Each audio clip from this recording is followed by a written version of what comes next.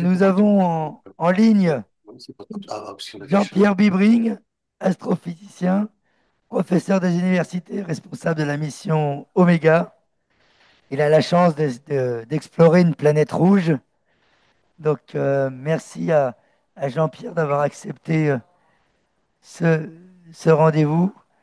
Et puis, je vais vous laisser la parole immédiatement. Merci beaucoup. Alors, je veux, moi, à vrai dire, d'abord vous remercier de m'avoir invité là parce que la tenue des deux exposés précédents est tellement impressionnante pour moi, en tout cas. Je suis très admiratif, mais surtout très heureux de participer à cette réunion-là. Je suis effectivement bloqué sur un autre festival, un autre système de conférence à Bordeaux. Alors, je suis parisien. C'est ça qui fait que le changement de date aujourd'hui m'a pas vraiment arrangé, mais bon, voilà, c'est comme ça. Je suis très content de participer et merci encore beaucoup. Un mot peut-être pour effectivement expliquer ce que je fais dans cette galère. Alors, je suis effectivement professeur de physique et même d'astrophysique à Orsay, l'université d'Orsay, Paris-Sud, et qui s'appelait Paris-Sud avant de s'appeler Paris-Saclay. Et à l'intérieur de l'astrophysique, il y a beaucoup de spécialités différentes. La mienne est de faire de ce qu'on appelle de l'astrophysique spatiale, c'est-à-dire je suis dans un laboratoire qui est un laboratoire du CNRS de l'université, mais qui a la possibilité de répondre à des appels d'offres sur des instruments qui volent. Et on fabrique ces instruments pour faire essentiellement ensuite non seulement les opérations de ces instruments dans l'espace, mais surtout la science qui va avec les données qu'on récupère comme ça. Et moi, j'ai comme spécialité de m'intéresser à l'exploration du système solaire. Alors, ça me donne l'avantage de participer donc à beaucoup de ce qui a modifié notre vision de la Terre depuis quelques décennies. Et ça, c'est super. En revanche, c'est parce que je suis dans le spatial que j'ai aussi un petit peu accès à ce qui se passe dans le monde militaire de l'espace, mais c'est évidemment pas du tout ma spécialité. Il y a des gens en France qui s'occupent essentiellement, voire que de ça. Donc, je vais essayer à cette lumière-là d'intervenir dans le débat d'aujourd'hui. Avec quelques informations que certains peuvent ne pas avoir, mais je pense que pour l'essentiel, ce que je vais vous dire, vous n'allez pas le découvrir. Donc ici, je mets mes coordonnées avec l'idée que on a souvent envie de poser des questions après et pas seulement pendant. N'hésitez pas à me joindre au mail que vous voyez là. Et pour ceux qui n'ont pas le temps de le recopier, je ne sais pas si ça sera enregistré, mais en tout cas, Isabelle Laurent et probablement les organisateurs l'ont. Enfin, je suis sûr que les organisateurs l'ont. Alors, ce que je vais essayer de faire, c'est de montrer ce qu'il y a un petit peu dans le plan que vous voyez ici. Et donc, ce plan, je vais le... Attendez, il faut que je vire quelque chose qui m'embête. Voilà.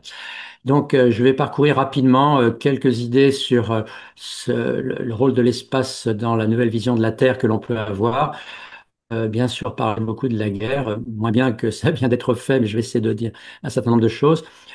Pas mal sur l'utilisation militaire de l'espace, puisque c'est là-dessus, je pense que, surtout avec la décision de Trump, non pas de cette semaine, mais enfin de ces dernières semaines, quelques mots sur le New Space, moins probablement sur le droit de l'espace, parce qu'on n'aura pas le temps et que quelque part, bon, ça se trouve un peu partout, et expliquer qu'en fait, le thème que l'on avait donné, nouveau champ de bataille, je préfère montrer que l'espace peut être un champ de paix, et c'est là-dessus que j'aimerais avoir quelques temps pour finir. Alors, d'abord sur cette première question de la vision de la Terre, de l'espace qui peut nous aider à réfléchir, beaucoup est passé je veux dire, dans ce que tout le monde sait, parce que c'est vrai que par l'espace, et surtout dans ces dernières décennies, la vision de la Terre, dans son histoire et sa géographie, a beaucoup changé. On n'a pas le temps, et c'est pas le but ici, de parler un petit peu des paradigmes qui géraient la conscience de chacun jusqu'au milieu, on va dire, du siècle dernier, le XXe siècle. Mais c'est vrai que l'ère spatiale, qui a démarré, comme on le sait, le 4 octobre 57 avec le premier Sputnik, a permis, et ça n'a pas été fait pour ça bien sûr, mais a permis des observations et en particulier d'aller dans le monde, dans les mondes planétaires qui ont changé totalement ce que l'on pensait être la Terre. La Terre jusqu'à là était un monde que l'on connaissait à peu près, mais à peu près seulement, mais on se permettait d'extrapoler ce que l'on savait aux autres mondes en disant que c'est toujours ce qu'il y a de plus facile, surtout dans notre propre culture, d'extrapoler ce que l'on sait au reste. Et donc tous les autres mondes étaient des mondes probablement habités, etc. Et dès qu'on a été voir ça, on s'est aperçu que les propriétés de la Terre sont extraordinairement singulières, mais non pas qu'elles sont singulières par rapport aux autres ailleurs qui seraient toutes les mêmes, mais que chaque objet est différent. Et cette notion de diversité, sur laquelle je vais revenir un petit peu à l'échelle de la Terre, est un des changements de paradigme peut-être les plus importants que le spatial a contribué à imposer. Il faut qu'on comprenne non seulement que la diversité est une richesse, mais que dès qu'on affine la mesure sur ce que l'on voit, eh bien, c'est ça qui domine. Et souvent, on aime, surtout dans notre culture, des classifications, les hommes, l'humanité, par exemple, sans voir la diversité qu'il y a dedans. Et souvent, les classifications masquent quelque chose d'essentiel. Et par exemple, est-ce que les hommes, en tant que tels, ce qui domine, c'est que c'est quelque chose qui serait globalement définissable par rapport au reste de la nature, ou est-ce que ce qui domine, c'est le fait que chacun et chacune d'entre nous sont différents, regroupés par différentes ordres de choses qu'on appelle les communautés, mais ça peut être plein d'autres choses. Et je pense que par rapport aux défis de ce siècle, et je reviendrai un petit peu là-dessus plus tard, c'est ça qui domine. Et ça, c'est quelque chose que l'exploration spatiale nous a montré à toutes les échelles. Juste un mot par rapport à ça, parce que même dans les journaux que je lis, dans l'Humanité, il y a souvent, quand on a des belles images des télescopes spatiaux, on en fait des couvertures quelquefois, ce qui est très bien parce que les images sont belles, mais souvent les légendes ne sont pas les bonnes parce que c'est vrai que quand on observe ce qu'on appelle l'univers profond, on s'aperçoit, on voit partout des galaxies qui ressemblent à celle dans laquelle nous sommes, la Voie lactée, et on a l'impression que la légende devrait être à toute échelle, c'est la même chose. Et c'est vrai sans l'être, tout dépend de l'échelle à laquelle on regarde. Dès qu'on fait des zooms sur tout ce que l'on regarde, aussi bien les galaxies que les étoiles et les planètes, on s'aperçoit que tout d'un coup, cette notion d'uniformité est complètement balayée par celle de diversité. Et à nouveau, ça peut paraître anecdotique dans l'enjeu de ce dont on parle aujourd'hui, mais j'espère vous montrer que ça ne l'est pas et que cette notion de diversité est importante. Alors, premier point que je vais les montrer ici, c'est que par rapport à ces images globales, c'est vrai que la Terre et le système solaire lui-même, qui n'apparaît évidemment pas dans ces images-là, et la Terre, c'est un point infime qui paraît dans un espace énorme, infini souvent. Et cette notion d'infini, j'y reviendrai un petit peu, n'est pas la bonne en fait.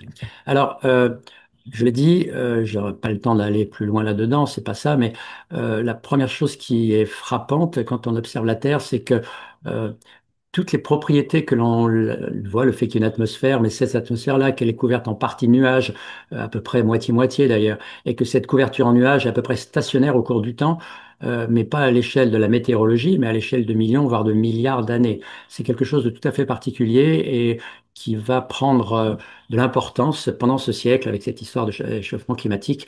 Juste pour un mot là-dessus, vous allez comprendre ce que je veux dire après. Quand vous avez un nuage, ben, il obscurcit, ça dépend des nuages d'ailleurs, est-ce que c'est un cumulus ou un stratus ou autre chose, mais il obscurcit partiellement la lumière qu'on reçoit du soleil. Un nuage renvoie la moitié à peu près du rayonnement solaire qu'il reçoit dans l'espace, ce qui veut dire que c'est le rayonnement dont on ne dispose pas en dessous. Donc on comprend que s'il y avait des changements rapides de la couverture en nuage, eh bien la température en dessous pourrait bouger et d'ailleurs bouge localement. On le sait bien qu'une grande partie de la météorologie dépend évidemment de la couverture en nuage. Ça, c'est la palissade. Mais ce qui est important, c'est que la couverture globale reste à peu près constante. Et le à peu près veut dire que, au premier ordre, on peut dire qu'elle est constante. Ce qui veut dire que la température globale va rester à peu près uniforme. Et en d'autres termes, ça veut dire que s'il pleut quelque part, c'est qu'il ne pleuvra pas ailleurs. Et si on commence à s'amuser à faire pleuvoir quelque part, on dérègle tout. Une grande partie du dérèglement climatique, je préfère d'ailleurs la notion de dérèglement actuellement qu'à celui du réchauffement, parce que même s'il y a un réchauffement global, qui est vrai et qui est très important, c'est le dérèglement qui apparaît dans ce réchauffement-là qui est le plus problématique, comme vous le savez. Bon, bref, on voit donc qu'il y a des propriétés très particulières de la Terre, dont l'une, c'est bien sûr sa couverture en eau. Tout le monde pensait qu'il y avait de l'eau partout, parce que l'eau, c'est la vie et qu'il y a de la vie partout. C'était ce qu'on pensait avant. Maintenant, c'est un, qu'il n'y a pas d'eau partout, qu'il n'y en a probablement eu que sur Terre dans le système solaire, à la surface, je parle, et que ça a des implications très importantes, bien sûr, par rapport à nouveau au défi de ce siècle, en particulier dans ce qu'on appelle l'eau et surtout ce qu'il y a dans l'eau qui peut la rendre consommable ou pas. Et ce qui se passe actuellement, c'est que cette singularité des propriétés qu'on commence à observer, on commence même à déchiffrer les causes de ça. Qu'est-ce qui fait qu'il y a... Ah, Ouais. On commence à comprendre qu'est-ce qui est à l'origine de cette diversité. Je n'ai pas le temps d'en parler, on pourra en parler s'il y a quelques minutes à la fin, mais je regrette de ne pas déjeuner avec vous, on aurait pu en parler au repas, parce que c'est assez passionnant, à vrai dire. Mais je vais uniquement aller vers ce qui est l'objet principal. Ce que l'on observe surtout, et on le sait bien, mais on n'en comprend pas forcément les aboutissements et les origines, c'est l'histoire des ressources. Alors, tout dépend de ce qu'on appelle une ressource, bien sûr. On parle beaucoup actuellement des ressources minérales avec l'idée d'acheter à l'Ukraine, etc. Euh, c'est vrai que les ressources, mais c'est vrai bien sûr en eau et en eau potable, mais c'est vrai dans la qualité de l'atmosphère, mais c'est vrai surtout dans celle du sol et du sous-sol, elles sont très inégalement réparties. Alors d'abord, elles sont limitées, ça tout le monde le sait maintenant, tout le monde le dit. On est dans un monde non seulement confiné, mais dans un monde de ressources limitées. Mais pire que cela, elles sont très inégalement réparties géographiquement et donc accessibles. Et leur abondance va varier aussi beaucoup. Il y a, je crois que je l'ai mis ici d'une phrase, mais il y a des raisons historiques à tout cela, si je puis dire. L'histoire de la Terre a fait que certaines des ressources se trouvent dans un endroit et non pas dans un autre. Euh, je vous donne juste un exemple. Par exemple, une des grandes, la puissance de l'Afrique du Sud et d'une partie du Canada, c'est qu'il se retrouve des minerais qu'on trouve rarement à l'extérieur. Et les raisons, c'est que ces objets-là, enfin ces pays-là aujourd'hui, ont bordé ce qu'on appelle un impact d'un cratère qui a été fait très tôt dans l'histoire de la Terre. Quand vous avez un cratère, parce qu'il y a des objets qui tombent, vous savez, quand vous regardez la Lune, c'est bourré de cratères. La Terre aussi était comme ça. La géologie a effacé ça, mais la Terre, à un moment donné, était recouverte de cratères. Pourquoi? Parce qu'on était bombardé par, il y avait des bombardements dans tout le système solaire, et quand vous avez un objet qui arrive à vive allure, ben, ça chauffe le matériau, les volatiles partent tout de suite, et vous enrichissez dans les réfractaires, dans ceux qui tiennent. Donc dans les bords des cratères, eh bien, vous avez des enrichissements de tous les métaux essentiellement, des enrichissements métalliques. Ensuite, ça a été labouré d'une certaine manière, mais si vous avez encore accès au bord des cratères, ben, c'est là que vous allez retrouver ça. Et je pense que j'ai dû le mettre là, oui, en blanc. Euh, une des choses que l'on peut faire et que certains essayent de faire actuellement depuis l'espace, mais je dirais un petit peu ce que veut dire avoir accès à l'information, c'est essayer de reconstituer une carte de ce qu'auraient dû être les continents s'il n'y avait pas eu de la géologie pour savoir, pour repérer dans des endroits qui apparaissent comme désertiques, des sources importantes. Et bien ça, c'est un des objets aussi que je mettrai éventuellement, mettrai à IS dans l'espace pour la paix, c'est de faire en sorte que ces cartographies-là soient mises, qui sont surtout dans les zones désertiques, donc dans des pays pauvres en général, puissent être la propriété de chacun. Voilà. Ensuite, inégalité de répartition des ressources, évidemment, inégalité d'accès aux ressources, c'est bien sûr ça qui a été qui est la cause une des causes essentielles des inégalités sociétales à l'échelle de la planète. Je mets bien sûr empire, esclavage et colonialisme, mais euh, il faut bien voir que cette idée-là, elle est là. Je vais peut-être donner quelque chose qui peut paraître anecdotique, mais qui, à mon avis, ne l'est pas.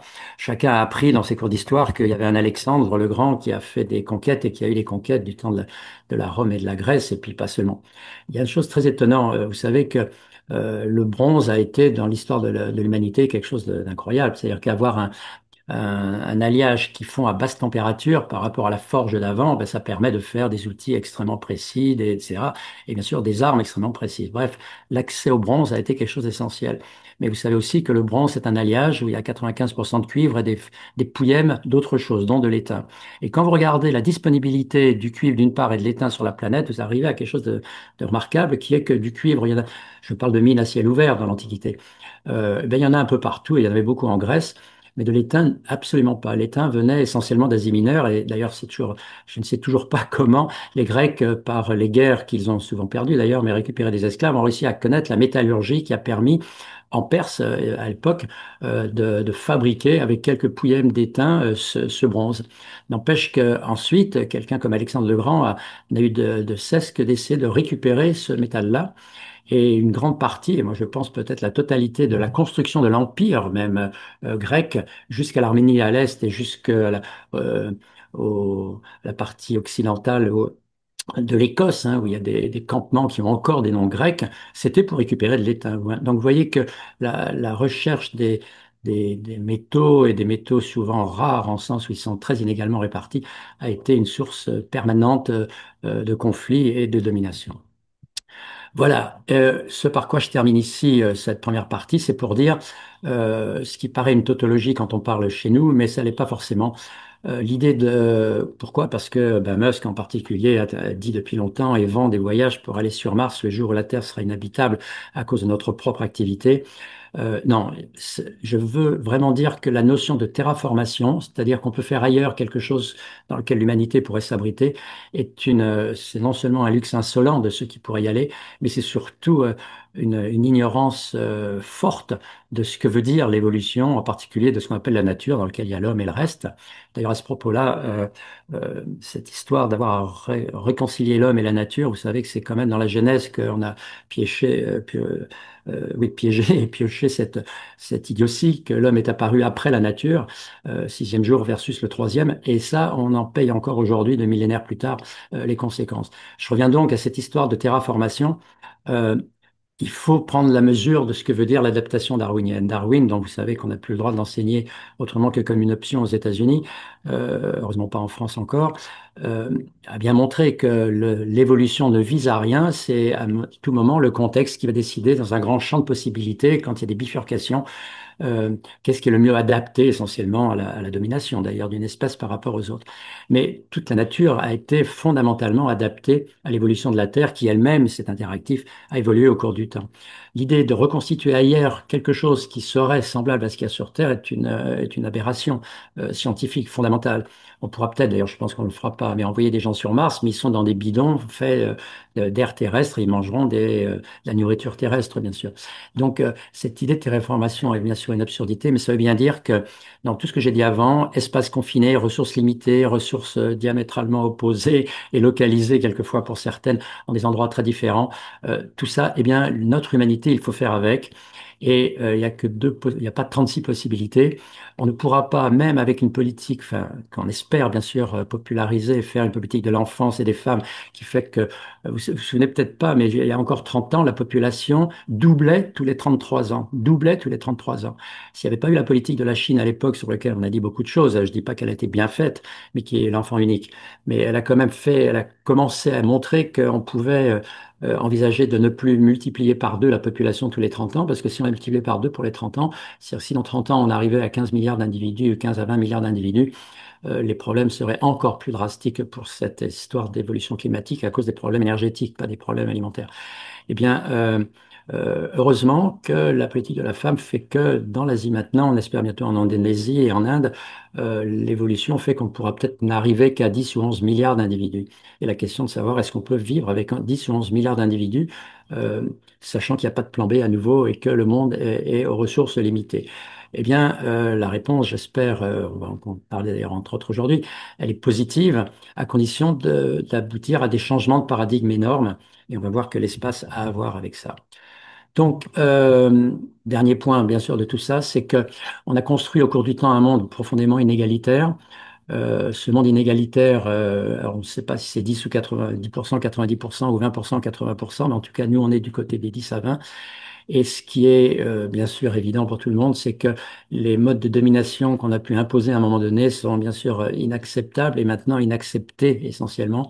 Et la question est de savoir, puisque nous, on va pas leur donner la clé pour dire c'est votre tour, vous avez gagné, on ne peut pas éviter un affrontement et tout le problème est de faire que cet affrontement soit le plus pacifique, comme on a beaucoup discuté ce matin déjà, possible.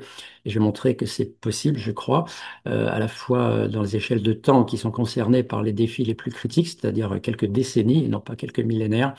Mais en tout cas, c'est ça qu'il y a dans nous. Donc la deuxième question, c'est est-ce que la guerre est un moyen et on a bien, en particulier Bertrand Badi a bien montré que une grande partie de nos sociétés ont été construites avec le fait que la guerre est le moyen de survie par cette domination et du profit, bien sûr, et de l'accès aux richesses. Et c'est de ça dont on va discuter un tout petit peu. Première idée, bien sûr, nous sommes, je rappelle, au QG du monde ancien, on est au nœud de ce qui a été construit pendant ces siècles-là, simplement parce que les empires sont partis de chez nous, c'est ce que Bertrand Badi appelait le européo-américanisme, ou je ne sais pas, c'est vraiment ça. Mais c'est pas l'Europe, globalement, c'est 4, 5 pays d'Europe, hein. Bon, d'ailleurs, je devrais peut-être pas le dire comme ça, mais c'est juste aussi une anecdote quelque part. Bertrand Badi il relevait Jules Ferry. Il a bien raison de tout ça. Moi, de temps en temps, je suis amené aussi à montrer, pour le point suivant, je veux dire, les idées dominantes sont celles de la classe dominante. Euh, le texte que Victor Hugo, dont vous pouvez imaginer ce que je pense de Victor Hugo, comme tout le monde l'imagine, hein, c'est un grand monsieur, grand poète, grand tout ce que vous voulez, il a écrit Les Misérables quand même. Mais pour fêter je ne sais plus quel anniversaire de Schœlcher, enfin la fin de l'esclavage, qui est rentré dans les... Il a fait un discours qui s'appelle d'ailleurs le discours... Bon, je me souviens plus. Il faut le regarder. Eh bien, il fait l'apologie du colonialisme, en fait, quand on le regarde, avec cette idée qu'il y a quatre ou cinq pays qui sont les nations civilisées et qui ont un devoir de civilisation. Et le devoir de civilisation, c'est d'aller s'occuper des autres, des barbares, quoi, et qui sont essentiellement de l'autre côté de la Méditerranée. Comme quoi, et c'est ça que je voulais dire ici, euh, quand on dit que les idées dominantes sont celles de la classe dominante, un monsieur célèbre l'a dit dans une thèse sur Feuerbach, c'est fou. Et quand je dis que quand on est au centre de ce QG dont je parlais tout à l'heure, euh, on ne se rend pas toujours compte que les idées qui sont véhiculées comme, je mets ici, des idées d'évidence, des consensus, que tout le monde pense comme ci et comme ça, eh bien, il faut avoir le courage, et ça, c'est ce que l'astrophysique nous permet ou nous demande de faire. On est amené en permanence à remettre à plat ce qui étaient des paradigmes, euh, voilà, présentés comme d'évidence. D'ailleurs, c'est pas pour rien que Trump parle toujours du bon sens et qu'actuellement, il faut, et en France, pareil, Retailleau, de la même manière, dit, mais il y a des choses de bon sens. Et bon sens, c'est un consensus accepté, mais qui n'est pas accepté autrement que parce qu'il est imposé par des choses qui sont historiquement créées socialement, et souvent à travers de ce qu'on appelle des lois. Et une loi, par définition, on ne peut pas passer à côté. Alors, il y a bien sûr la loi du marché qu'on nous balade, mais le patriarcat, on y a fait un petit peu, on a parlé un petit peu de la cause féminine dans de très beaux termes il y a quelques minutes, mais c'est effectivement quelque chose d'extraordinairement impressionnant de voir à quel point, en permanence, on essaye de montrer qu'il y a des lois qu'on ne peut pas contrôler. Souvenez-vous, pour ceux qui étaient, disons, de ma génération, au moment où Johnson a imposé que tous les Américains devaient faire leur service militaire et aller au Vietnam, il disait, mais de toute manière, la guerre au Vietnam, c'est pas qu'on l'impose, c'est dans l'ADN, excusez-moi, c'est dans l'ADN de l'humanité. L'homme est fait pour faire la guerre, etc. On impose comme ça l'existence de lois dont on n'arrive pas à s'extraire nécessairement parce qu'on a aussi deux millénaires de monothéisme derrière nous. Je mets juste après ici la notion de bloc. Il y a quelque chose que je suis étonné qu'on n'arrive pas à réagir plus efficacement. En tout cas, ça c'est ma position sur l'idée qu'il faut tout faire pour ne pas avoir de résurgence de blocs. Avec bien sûr l'idée, on va revenir après, que c'est pas par la force qu'on gagnera contre les autres, c'est en travaillant ensemble. Donc vous verrez à la fin, bien sûr, c'est un éloge de la coopération versus la confrontation. Mais cette notion de bloc, en particulier de bloc européen qui revient, mais comme une affaire d'évidence, mais qu'il y a quelque chose qui nous unit, et dans toutes les forces, y compris les forces de gauche, y compris toutes les forces de gauche, il y a quand même cette notion qu'en Europe, on a quelque chose de commun. Et je pense qu'on n'a pas le temps, c'est pas le but essentiel aujourd'hui, mais qu'il y a quelque chose d'extraordinairement biaisé là-dedans et pervers quelque part. Donc, moi, je me méfie de la reconstitution de blocs, quel qu'il soit. Et surtout, bien sûr, à propos de l'Europe, avec ce qui est derrière présenté comme maintenant le fait qu'il faille faire de la défense. Donc, c'est là qu'on revient plus dans le sujet du jour. Euh, Cette idée qu'il faut se défendre en permanence et que la défense, c'est pas de l'agression, mais qu'on est attaqué et que la seule possibilité de l'attaquer, c'est de le faire à plusieurs. Pour moi, c'est une vraie question. En tout cas, je ne sais pas s'il faudra pas faire une autre journée là-dessus, mais la militarisation, alors bon, Bertrand Dabadi aussi a dit quelque chose à la fin dans les questions par rapport au pacifisme et au fait qu'il y a des moments où il faut se battre, évidemment. Euh, J'espère aussi que si j'avais été de la génération de ceux de mes parents qui sont rentrés dans la résistance, j'aurais fait la même chose, évidemment. Mais de là, aujourd'hui, à ne pas voir que les choses ont changé et que la notion de force n'est plus la manière de gagner, et que c'est par le travail ensemble et que si on veut faire de la coopération, il faut changer des choses essentielles, dont cette notion de accroître ou pas les budgets de la défense dans tous les domaines, y compris au plan nucléaire.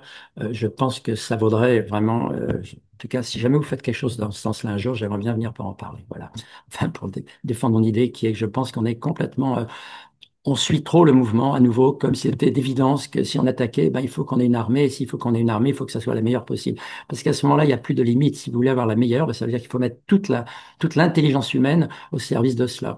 Et donc, c'est ce qui se passe actuellement, où les plus grands développements qui sont faits aujourd'hui, avec très peu d'ailleurs de retour dans le civil, sont faits dans le monde de la militaire, dans le monde militaire.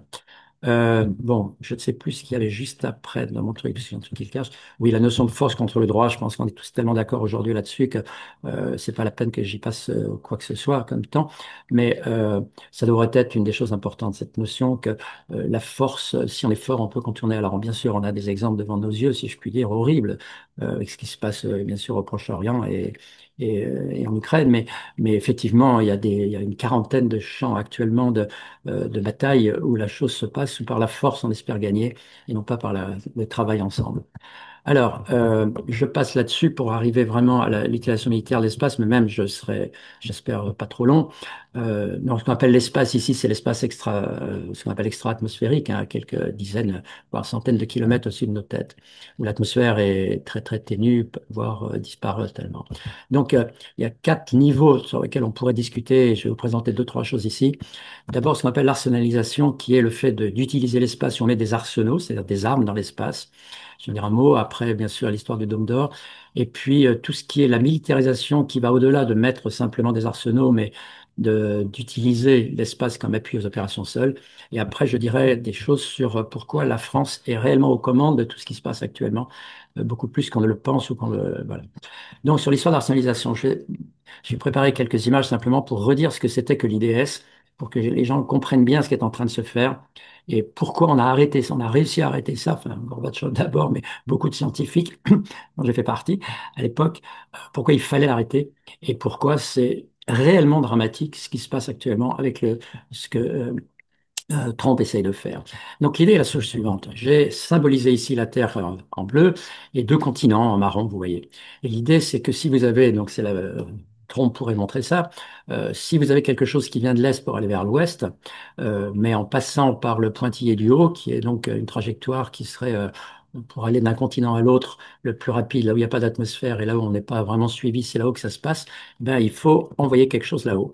Et donc, l'idée de base est la suivante. Vous voulez aller attaquer à gauche, eh bien, vous envoyez quelque chose dans l'espace. Le truc, c'est que si vous l'envoyez, vous mettez 2 minutes pour arriver, 2, 3 minutes pour arriver à l'altitude que vous voulez. Et une fois que vous êtes dans l'altitude en question, ben, vous retournez le truc et vous allez de l'autre côté. Et là, vous avez quelque chose qui peut durer une vingtaine de minutes. Donc, vous voyez déjà apparaître quelque chose qui est que la durée de l'accès à l'espace proche, malgré tout, hein, 100 km, c'est pas si long que ça à y aller, eh ben, ça se mesure en 2, 3, 4 minutes, ça va dépendre un petit peu où vous êtes. Enfin, c'est typiquement 2 minutes, alors qu'ensuite, vous avez donc 20, 30 minutes pour arriver où vous voulez. Mais le problème majeur, c'est qu'une fois que vous êtes là-haut, vous êtes sur la bonne trajectoire, eh bien, vous avez quasiment plus de poussée à faire. J'ai pris même petit dessin, mais en fait, il y a beaucoup moins de gaz qui ressortent à ce moment-là, même pas de gaz du tout. Mais là, sous la coiffe, vous avez vos armes, votre arme, votre missile. Mais bien sûr, vous avez, pour un missile, vous allez mettre 50 ou 100 leurres. Pourquoi? Parce que l'idée, c'est qu'une fois que vous allez le larguer ici, vous allez larguer tellement de leurres que ça sera impossible pardon, à détruire le bon. Et les leurres, c'est n'importe quoi qui ne serait enfin, qui serait inerte, tout simplement.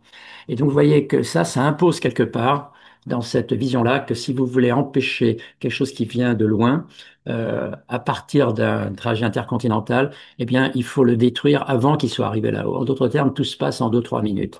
Là, c'est plus téléphone rouge, c'est pas quelqu'un qui dit à l'autre, attention, je vais t'envoyer quelque chose. Il n'y a pas le temps de faire un coup de fil.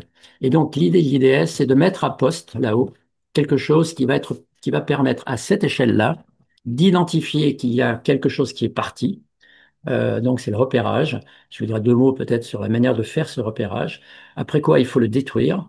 Et le détruire à des distances qui peuvent être des milliers de kilomètres, enfin qui seraient des milliers de kilomètres. Et ensuite, en même temps, vérifier que ça a marché, sinon il faut recommencer. Vous voyez que tout ça, ça suppose une automatisation impressionnante. En mode automatique, il faut être capable de repérer, détruire, vérifier et recommencer s'il le faut. Pourquoi? Parce que sinon, on ne pourra pas éviter que la charge en question vous tombe dessus plus tard. Et donc, les risques sont inouïs, mais vraiment inouïs. Du temps de Reagan, c'est lui qui, en mars 83, avait proposé ça la première fois.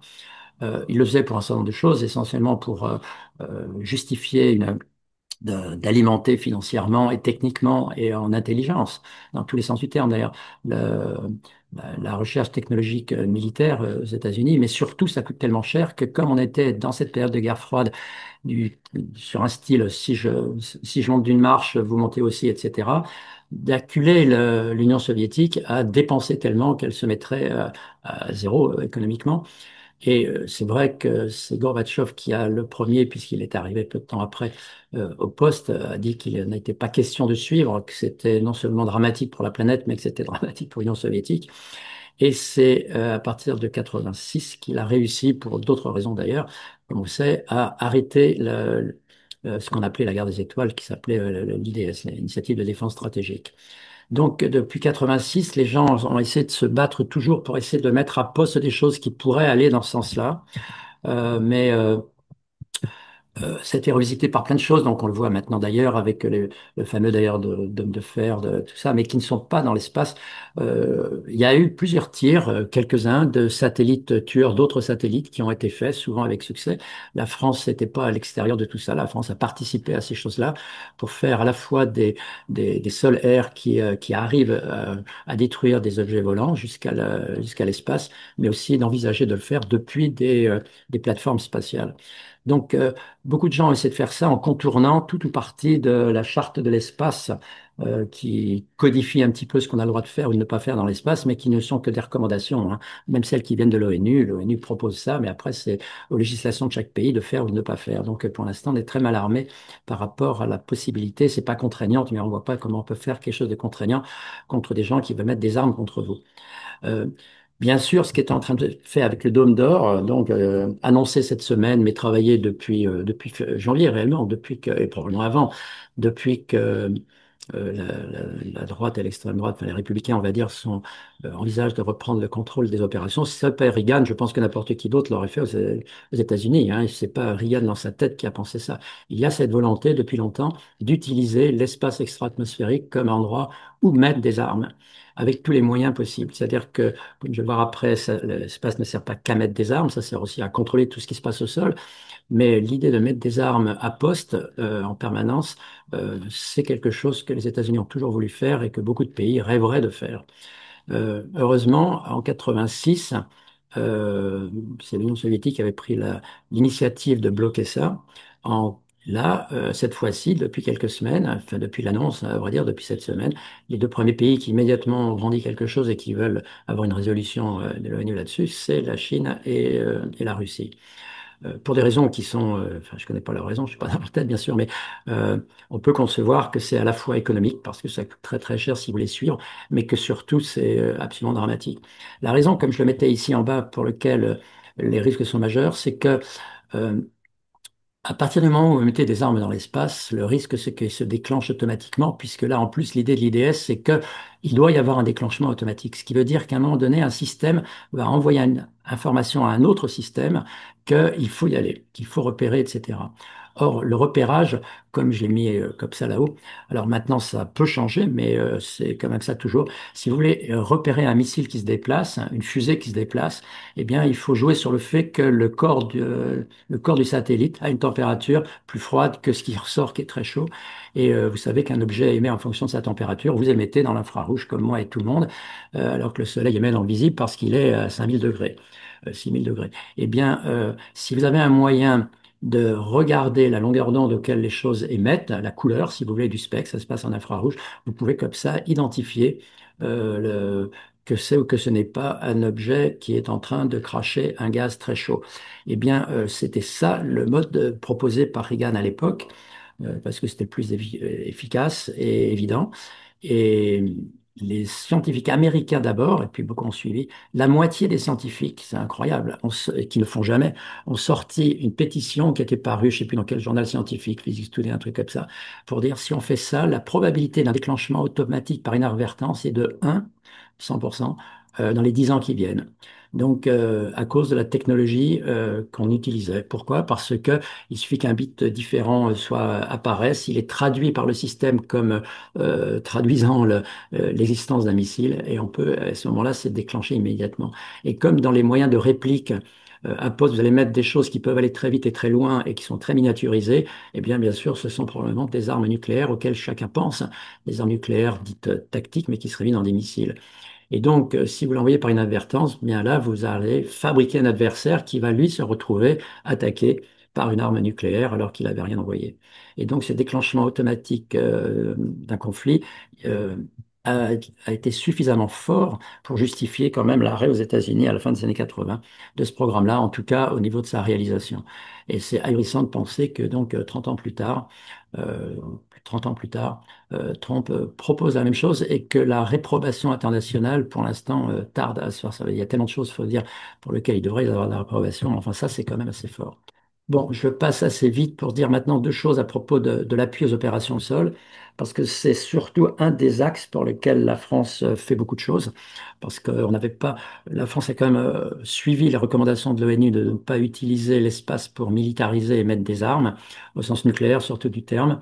En revanche, on utilise très massivement l'espace comme endroit pour faire passer des ordres, c'est ce que j'appelle le commandement, le contrôle que les choses sont en place, mais surtout la communication et l'observation. Je vais dire deux mots sur l'observation, parce que c'est quelque chose que l'on ne sait peut-être pas assez. L'observation se fait à la fois par l'observation, c'est-à-dire qu'on fait des images dans l'espace de ce qui se passe au sol, et il y a deux problèmes avec ça. Il y a le problème d'abord de qu'est-ce qu'on fait comme image. Donc, on fait des images dans le domaine visible, auquel notre œil est sensible, mais on fait ça HR, veut dire à haute résolution. On est capable maintenant de faire de l'imagerie. Alors, on n'est pas censé le savoir, donc je ne vais pas vous le dire ici, mais on a, nous, des systèmes d'observation qui sont les deuxièmes les plus efficaces, après ceux des États-Unis. Vous savez que jusqu'aux accords SALT et compagnie, vous avez entendu parler, euh, euh, les accords entre les Russes, enfin les Soviétiques de l'époque, devenus Russes, savaient faire des images de si haute résolution, mais ils les faisaient comme ils n'avaient pas d'autres moyens de le faire parce qu'ils n'avaient pas des moyens de communication, de traitement sur place dans l'espace et de communication au sol des informations. Ils le faisaient avec des vrais appareils photo. Un grand nombre des Cosmos qu'ils envoyaient, plus qu'un par semaine, c'était des systèmes qui allaient faire des images dans l'espace, ça retombait au sol. Eh bien, les accords de désarmement que Gorbatchev a démarré, c'est des accords une fois par mois comme on fait plus de vecteurs, c'est-à-dire de lanceurs au sol, que d'armes qu'on met dedans, pour compter combien vous en avez, pour vérifier que vous désarmez, on demandait, c'était fin février, d'ouvrir tous les silos. On faisait une image et à partir de cette image, on pouvait reconstituer après en modifiant bien sûr, en redistribuant les missiles, mais au moins on les avait comptés une fois. Mais ça supposait donc des tirs très fréquents pour faire des photos. Les Américains, eux, ils avaient une toute autre technique qui consistait à faire des images là-haut, d'abord en géostationnaire et après à plus basse altitude, avec ce qu'ils appelaient les Big Bird, et qui avait une résolution suffisante pour que dès qu'il se passait quelque chose, de pouvoir mais pour ça, il fallait des satellites de télécommunication qui rapatrient au sol, parce que plus vous voulez une très bonne résolution, plus il y a d'informations, bien sûr. Et donc, il fallait des gros satellites d'information. Je crois que je le mets juste après, donc je peux déjà le mettre.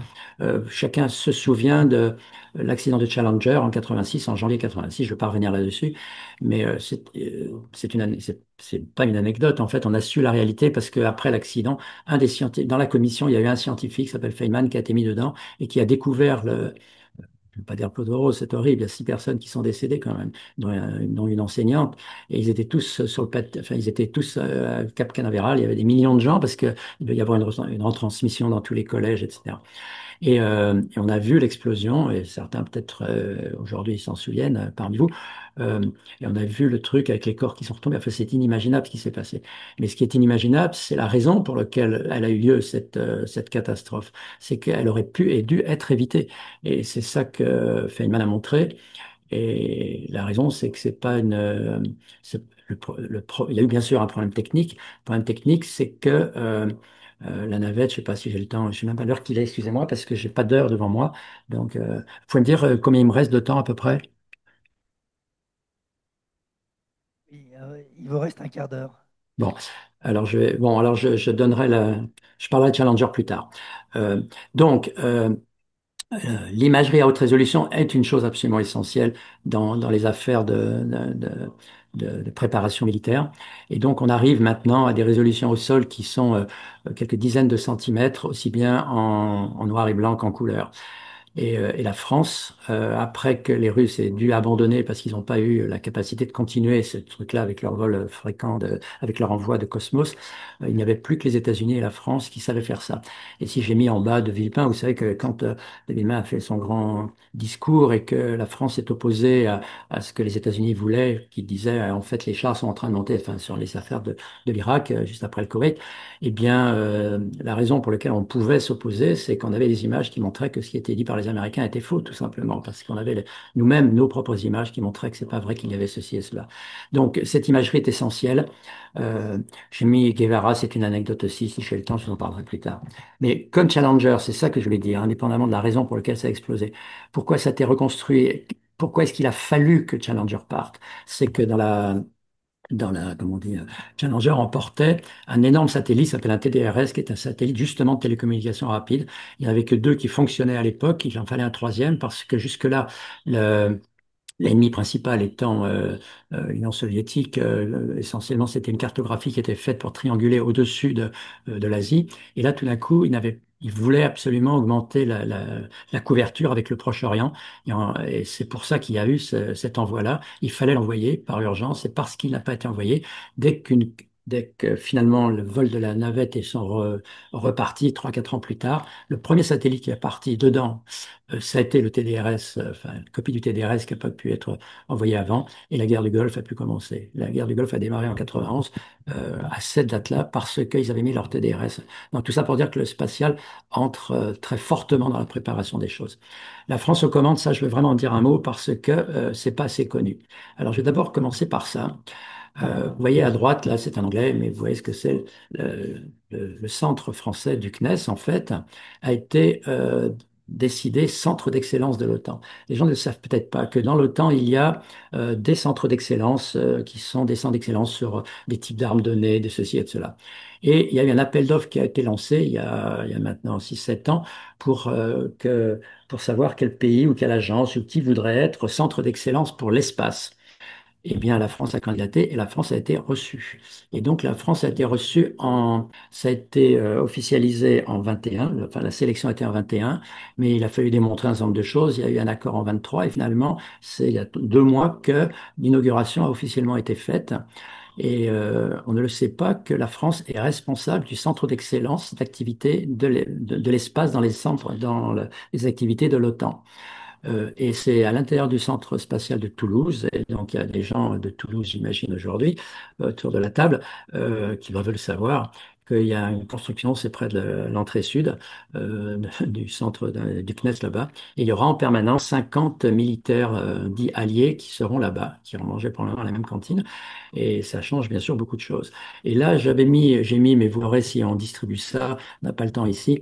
euh, il y a beaucoup de textes qui sont sortis, mais du ministère lui-même, avec des gens. Ça, par exemple, c'est extraordinaire.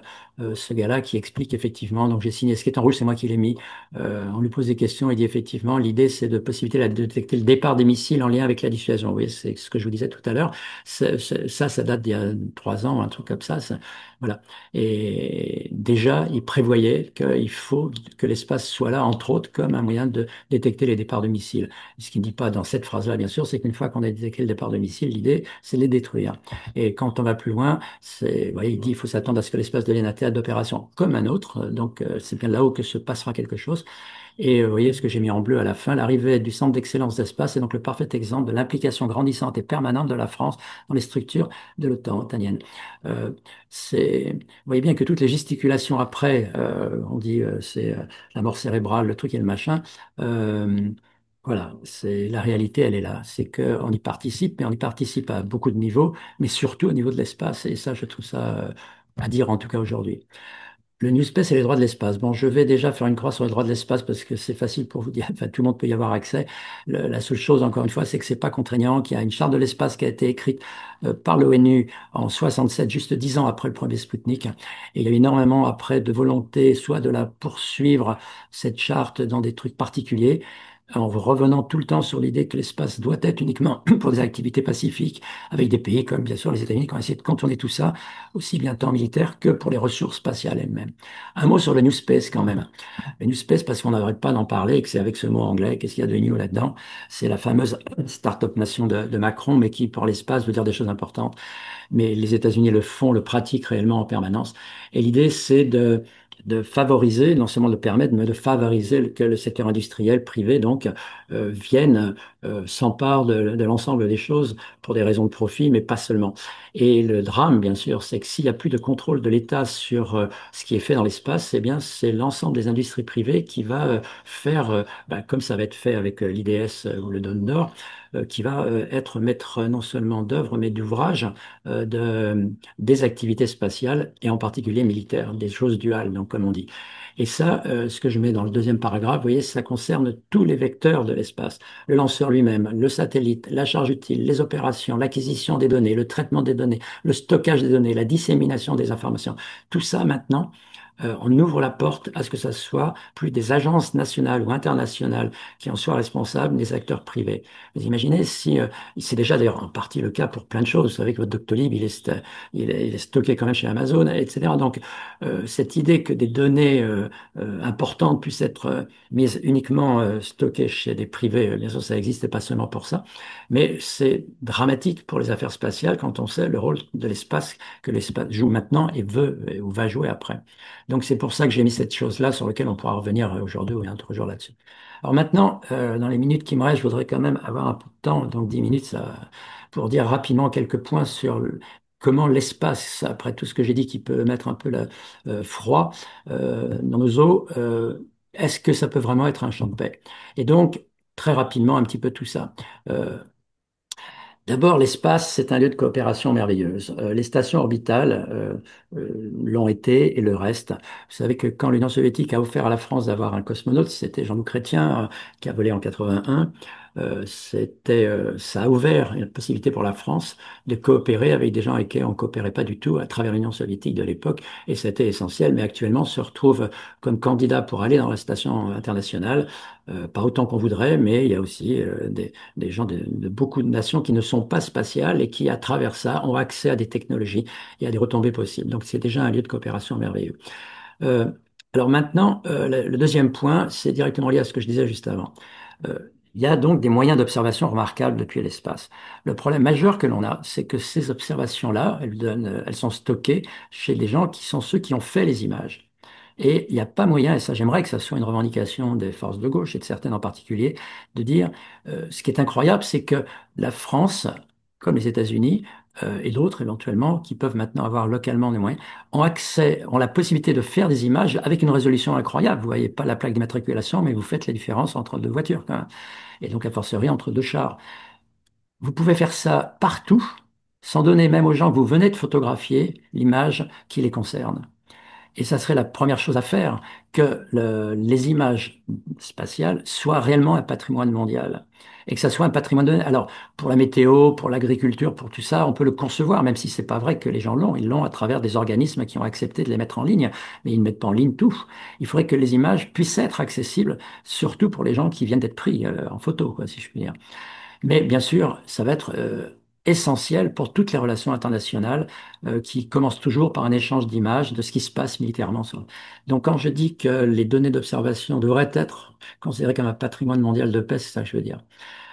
Les deux autres points qui viennent sont pour moi le plus important de ce que j'aurais dû dire aujourd'hui. Je reprends d'ailleurs, là, je le mets toujours cette forme-là, juste avant moi, ça a été dit par nos deux prédécesseurs, les défis deviennent des défis planétaires. Euh, bon, on le sait pour le climat, on l'a vu pour la pandémie, mais quand on y réfléchit pour les ressources, tout ça, les défis sont d'ordre planétaire maintenant. Et donc, à des défis planétaires doivent venir des réponses qui sont planétaires.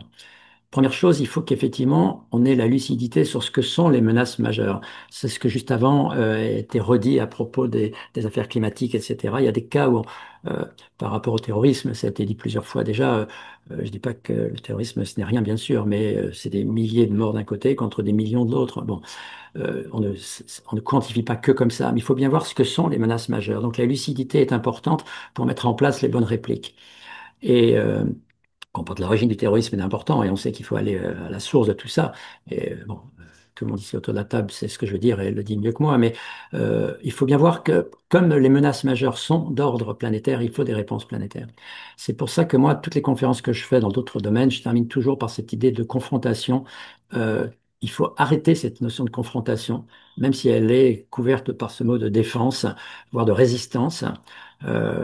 il faut que la coopération, euh, et alors j'ai rajouté là tout à l'heure, quand Bertrand Badi parlait à propos de la coexistence, quand il a parlé de l'haltérophilie, j'ai trouvé ça super. Je crois qu'on devrait s'emparer de cette chose-là.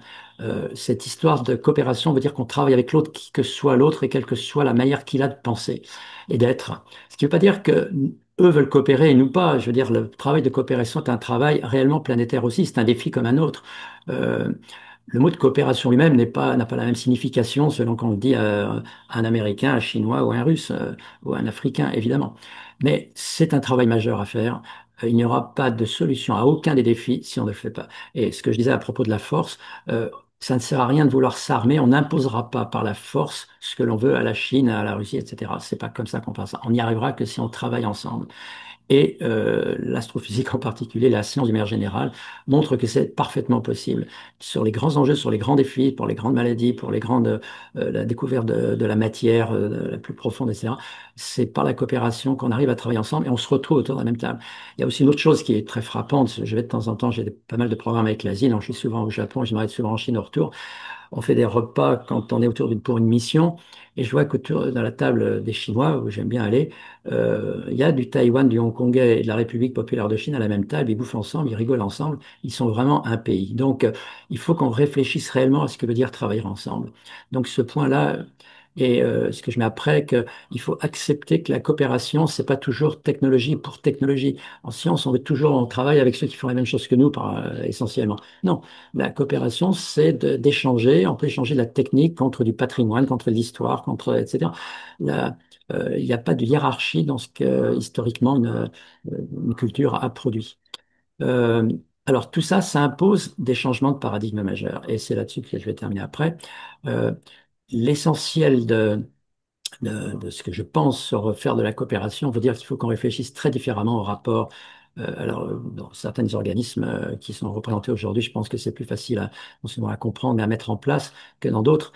Mais malgré tout, il y a toujours des réticences. Est-ce que tu crois vraiment que travailler avec la Chine, ça a un sens? Est-ce qu'ils vont pas nous pomper ceci et cela? Est-ce que, etc. Il faut qu'on arrive nous-mêmes à s'extraire des, de certaines manières de penser et que, bien sûr, la notion de nation, de frontière, Bertrand Badie l'a aussi très bien dit, je trouve, tout à l'heure, euh, il faut vraiment non pas qu'on supprime ça, mais de voir ce que cela signifie. Et je le dis dans le dernier point de ce point numéro 3 sur ce que je pense très profondément par rapport à ces notions de globalisation.